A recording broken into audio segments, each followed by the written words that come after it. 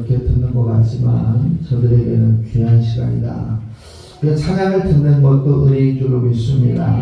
그리고 그 찬양을 통해서 주시는 메시지가 내 기도의 제목이 되어야 될 줄로 믿습니다. 오늘 사도행전 2장의 말씀 전에 우리 인사부터 하겠습니다. 우리 한영재교회 오신 것 특파별로 환영합니다. 사랑합니다. 축복합니다. 우리 반대로 사랑합니다. 축복합니다. 오늘 주제가 좀 재미있죠. 사도행전 2장에 있는 말씀, 그들이 세술에 취하였다. 네. 오늘 좀 술 얘기 좀 해보려고 합니다. 오늘 세번역의 오늘 본문의 내용을 이야기하면 뭐라고 되어 있냐면, 사람들이 모두 놀라서 어쩔 줄 몰라했다. 도대체 어찌된 일이요? 하면서 서로 말하였다. 그런데 더러는 조롱하면서 그들이 세술에 취하였다 말하는 사람도 있었다라는 거죠. 성경에서는 술을 부정한 의미로 사용하고 있습니다. 즉 건강하지 않다라는 거예요. 에베소 5장 18절에도 보면 술 취하지 말라. 이것은 방탕한 것이다 라고 이렇게 말씀하고 있습니다. 누가복음 1장 15절에도 보면 그가 주 앞에서 큰 자가 되며 포도주나 독한 술을 마시지 아니하였다 이렇게 소개하고 있습니다. 잠언 23장은 포도주는 묽고 잔에서 번쩍하여 순하게 내려가니 너는 그것을 보지도 말지어다. 뭐예요? 술은 보지도 말라 이렇게 말한 거예요. 그것을 잠언 23장에 있는 말씀을 세번역으로 보면 이래요. 그것이 마침내 뱀처럼 너를 물고 독사처럼 너를 쏠 것이며 눈에는 괴이한 것만 보이게 하고 입에서는 허튼 소리만 나게 할 것이다. 뭐가요? 술이. 그럼에도 혹시 우리가 술을 이렇게 관심 있게 본다고 한다면 우리가 철저하게 되돌아보는 그런 시간이 되었으면 좋겠습니다. 오늘 본문에 예루살렘에 모였던 사람들이 성령에 충만했는데 성령 충만을 몰랐던 시대의 사람들이 뭐라고 평가했냐면 그들이 새로운 술에 취하였다 이렇게 정리했어요. 술 취한 사람들처럼 그들을 보았다라는 거예요. 이 사건을 계기로 성령 충만한 것과 술 취한 것이 어떤 관계가 있는지를 우리가 좀 되돌아보고 술 취함이 주는 메시지와 성령 충만이 주는 메시지를 우리가 분별할 수 있는 분별의 영이 회복되기를 주의 이름으로 축복합니다. 즉 술 취한 자의 부정적인 모습을 통해서 성령 충만한 자의 긍정적인 모습을 오늘 우리가 찾아야겠다라는 거예요. 첫 번째로 이 성령 충만한 사람은 감정이 변한다. 술 취한 사람도 감정이 변하고 성령 충만한 사람도 감정이 변한다라는 거예요. 자 보세요. 술 마시기 전에는 늘 슬픔에 잠겨있던 사람이 술을 먹고 나면 마음에 흥이 생기고 노래도 부르고 즐거워하는 모습도 볼 수가 있습니다. 심지어 술을 잘 못하는 사람들은 괜히 실실 웃고 다니면서 별것도 아닌 일에 깔깔대는 사람들도 있습니다. 어려운 일이나 침울한 일이 많았을 때 힘들어하던 사람이 술이라고 하는 이것을 통해서 잠시의 기쁨을 회복하는 사람들도 있습니다. 그게 뭐냐면 알코올이 사람의 뇌를 지배하니까 감정의 변화가 일어나더라라는 거예요. 이 감정의 변화가 뭐냐면 어떤 현상이나 일에 대해서 마음이 변하게 되는 것을 우리가 감정의 변화다라는 거예요. 그러면 이 똑같은 상황을 성령으로 바꾸어서 우리가 되짚어 본다면 성령이 충만한 사람은 어떤 사람이냐? 환경과 상황과 상관없이 주님이 주시는 기쁨으로 살아간다라는 거예요. 기도하다가 성령의 은혜를 받으면 기쁨이 넘치게 되어 있습니다. 빌립보서의 말씀을 통해서 보면 바울이 감옥에 갇혀 있고 억눌려 있고 핍박을 받고 있고 매질을 당하고 있는 그때에 그는 이렇게 고백을 합니다. 내가 다시 말하노니 항상 기뻐하라. 사랑하는 성도 여러분, 성령 충만한 자가 할 수 있는 기쁨은 하나님이 주시는 신령한 은혜의 기쁨인 줄로 모르겠습니다. 그것을 믿고 고백하는 저와 여러분이 되어야 될 줄로 믿습니다.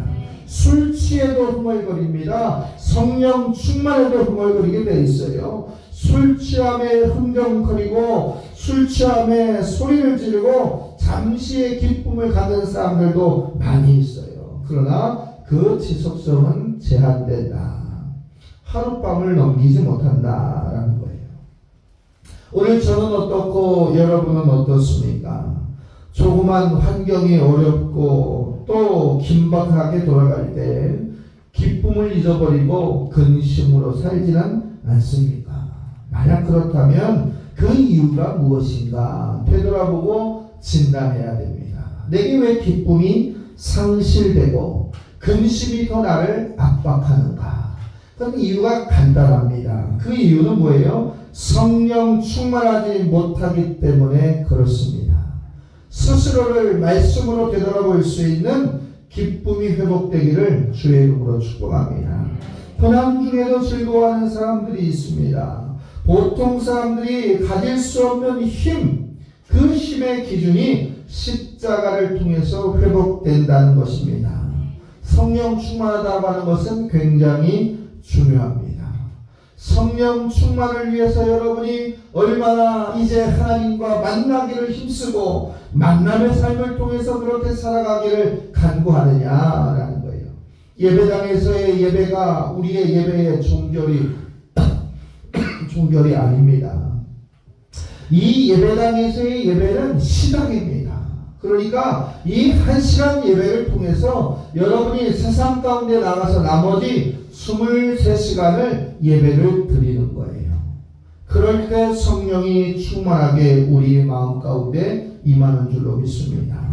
처음에는 이제 별스럽지도 않게 생각하였던 작은 죄도 기도하다 보면 크게 느껴지고 내가 상대방을 미워하고 원망했던 것들도 갑자기 하나님 앞에서 죄송해지고 죄로 엮여지고 그로 말미암아 기도하다 눈물이 나고 통곡을 하고 자신을 불쌍히 여기는 긍휼의 마음이 생겼다고 한다면, 그리고 남을 위해서 중보의 기도의 마음이 회복되었다고 한다면 그것은 성령 충만의 은혜인 줄로 믿습니다. 술 취해서 즐거워하고 술 취해서 슬퍼하는 것은 잠시지만 성령의 충만함은 우리에게 늘 기쁨과 회복을 허락하신다는 사실을 기억하면서 우리의 감정의 변화의 은혜가 성령 충만이다라는 것을 기억하시기를 바랍니다. 두 번째로 보면 성령 충만한 사람은 우리의 언어, 말이 바뀝니다. 술 취한 사람도 언어가 바뀌어요. 성령 충만한 사람도 언어가 바뀝니다. 술 취한 사람들을 잘 생각해보고 되짚어 보십시오. 평상시에 말이 없던 사람들이 술 취하면 뭐가 돼요? 말이 많아져요. 그리고 그 말에 중심이 없어요. 그러니까 뭐예요? 한 말을 또 하고 한 말을 또 하고 듣는 사람 생각하지도 않고 지겹게 또 하는 거예요. 왜요? 자신이 술 취한 것에 대해서 인정하지 못하기 때문에 그래요. 성령 충만한 사람은 어떻습니까? 성령 충만한 사람들은 특히 똑같은 은혜를 이 술 취한 자들과 같이 많이 합니다. 예수 믿어야 구원받습니다. 신앙생활해야 하나님이 축복을 허락하십니다. 이 이야기를 멈추지 않고 하는 거예요. 왜요? 충만해 있기 때문에 그래요. 어제 목사님 두 분과 잠시 상담을 나눴는데 천국의 경험을 13번 경험했다고 하는 목사님은 만나는 사람마다 뭐라고 얘기하냐면 내가 만난 예수는 이제 천국과 지옥의 각별 관련된 이야기를 하면서 이 작은 교회를 운영하면서 매일마다 전하는데 그렇게 행복하다라는 거예요. 사랑하는 성도 여러분, 성령이 충만할 때 우리의 언어가 반복되더라도 그 언어에 생명이 있고 그 언어에 예수가 있는 줄 믿으시길 주의 이름으로 축복합니다. 그만하라 라고 이야기해도 그만할 수가 없는 거예요. 가슴이 뜨겁고 충만하니까 그렇습니다. 성령에 충만한 사람들은 긍정적인 말을 합니다. 믿음의 말을 합니다. 들으면 희망과 용기가 생기는 말들을 합니다. 그래서 하나님 앞에 우리가 한 공동체로 나아가기를 도전받는 말들을 하는 거예요. 왜요? 성령은 살리는 말을 우리에게 주시기 때문에 그렇습니다. 근데 술 취한 사람들의 얘기를 보세요. 분열 짓게 하고 바람 짓게 하고 갈등 짓게 하고, 그리고 그들의 언어는 우리의 마음의 신비의 갈등을 조장할 수가 있습니다. 사랑하는 성도 여러분, 성령 충만하면 어떤 전조 증상의 언어의 변화가 있냐라고 한다면 부정적이고 세속적이고 쏘아놨던 말들이 정제가 됩니다. 왜냐하면 성령이 내 입술을 주장하시니까 그 입술에 할례가 되는 거예요. 그 입술이 거룩해지기 때문에 그렇다. 결국은 성령 충만하다고 하는 것은 입술의 열매가 우리에게 증거가 되어진다라는 거예요. 축복받을 말을 하니 그가 축복을 받는 것이고 그와 함께하는 공동체가 회복되는 은혜가 있다라는 거예요. 시편 141편 3절의 말씀에 여호와여 내 입에 파수꾼을 세우시고 내 입술의 문을 지키소서. 우리의 입술이 생명을 살리는데 사용되어지는 충만한 자 되시기를 주의 이름으로 축복합니다.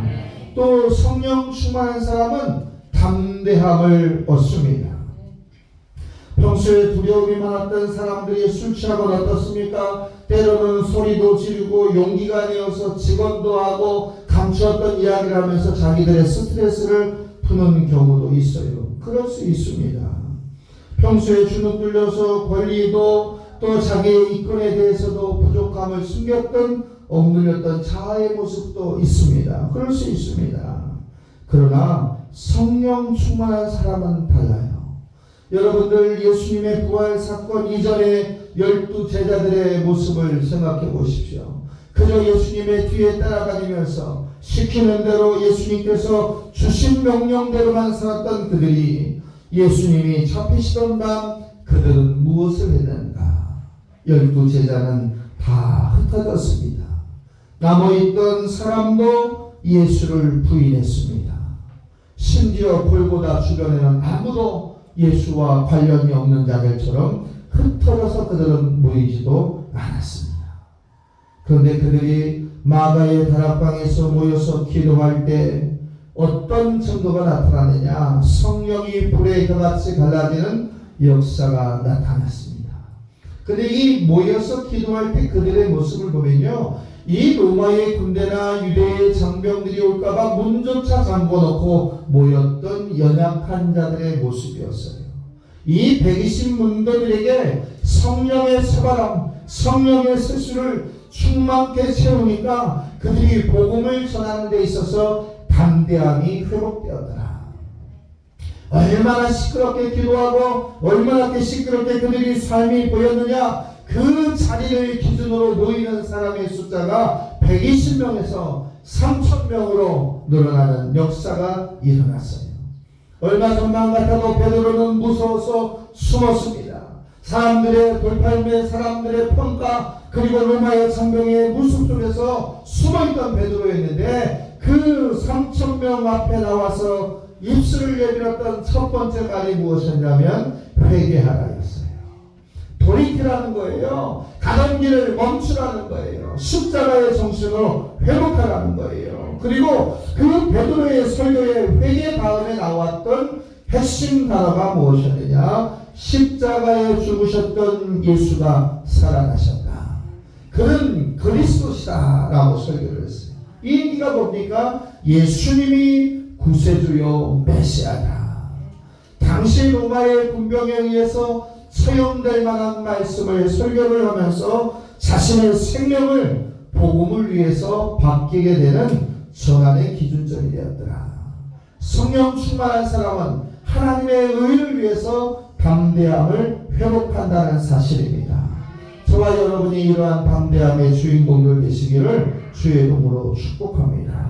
성령의 세술에 취해서 말씀의 담대함이, 삶의 담대함이, 예배의 삶의 담대함이 회복되기를 주 이름으로 축복합니다.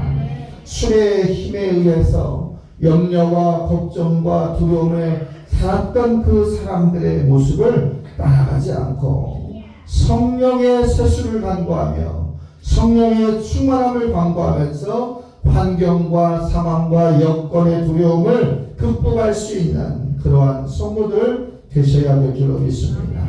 성령 충만하면 담대해집니다.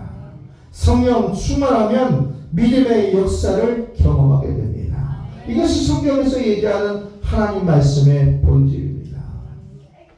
다니엘서에 보면 사드락과 메삭과 아벳느고와 다니엘이 이제 우상 앞에 절하는 왕명에 대해서 순종하지 못한다 하면서 풀무불 가운데 던져지는 역사가 있었어요.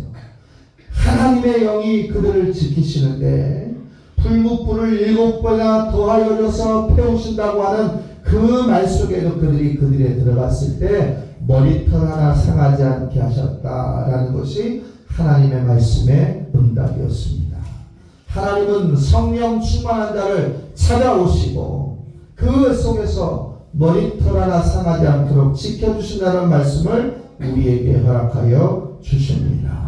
우리가 할 수 있는 것이 뭐예요? 합력하여 선을 이루며 하나님의 말씀 안에 말의 변화와 감정의 변화와 담대함의 변화를 이끌어가는 그러한 성도가 되어야 될 줄로 믿습니다. 네 번째는 무엇이냐? 성령 충만한 사람은 만족함의 완성이 없다라는 거예요.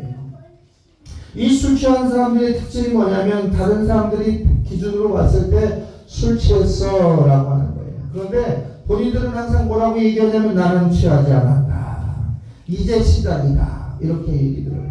밤이 새도록 술을 먹어도 그들은 취하지 않았다고 합니다. 왜 취하지 않았다고 할까요? 갈급하기 때문에 그래요. 채워지지 않기 때문에 그렇습니다. 만족하지 않기 때문에 그래요. 성령 충만함을 받은 사람들도 이런 증상이 있어요. 성령의 충만함으로 이 정도면 되겠지라고 하지만 아직도 갈급한 거예요. 왜요? 늘 항상 채워짐을 간구하며 살아가고 하나님의 지배, 성령 충만함의 지배를 간구하기 때문에 그렇습니다. 시편 42편의 말씀에 보면 하나님이여 사슴이 시냇물을 찾기에 갈급한 낯이 내 영혼이 주를 찾기에 갈급합니다. 내 영혼이 하나님과 생존하시는 하나님을 갈망합니다. 여러분, 성령 충만한 사람은 충만의 상태를 날마다 갈급하다고 하면서 더 많은 충만함을 사모하는 거예요. 세상의 술에 갈급한 것은 자신을 죽이고 자신의 신체의 폐물을 이끌어가지만 하나님의 성령의 쇠불에 목말라 하는 사람은 가정을 살리고 자기의 직장을 살리고 하나님의 나라를 살리는 것이라는 사실을 기억해야 될 줄로 믿습니다. 왜 갈급한 것이냐? 왜 갈급한 거예요? 만족하지 않기 때문에 그런 거예요. 네, 중독이 뭡니까? 만족하지 않기 때문에 지속적으로 거기에 배어 있는 거예요. 컴퓨터 중독, 술 중독, 이성 중독, 또 뭐예요? 마약 중독, 다 만족하지 않기 때문에 그런 거예요. 우리가 건강한 만족하지 않는 건 뭐예요? 성령에 대한 충만함의 만족함을 갖지 않고 늘 부족하다, 늘 채워야 함을 사모하는 저와 여러분 되시기를 주의 이름으로 축복합니다. 마지막으로 하나를 더 보면 성령 충만한 사람은 심하면 몸이 마비되거나 죽을 수도 있다. 술과 비교하는 거예요. 참 술을 즐기다 보면 술에 의해서 이제 질병이 와요. 간이 간경화가 오고 간암이 오고 또 주요 질병들이 계속해서 찾아오고 나중에 이 중독에서 빠져나오지 못할 때쯤 되면 목숨이 위험해지는 지경까지 와요. 뭐 여러분들도 잘 알겠지만 대학가의 신입생 환영식에서 해마다 얼마나 많은 젊은이들이 돌아가고 있습니까? 죽어가고 있습니까? 왜요? 갑자기 많은 술로 인해서 자신들의 육체가 망가지는 것을 방심하는 거예요.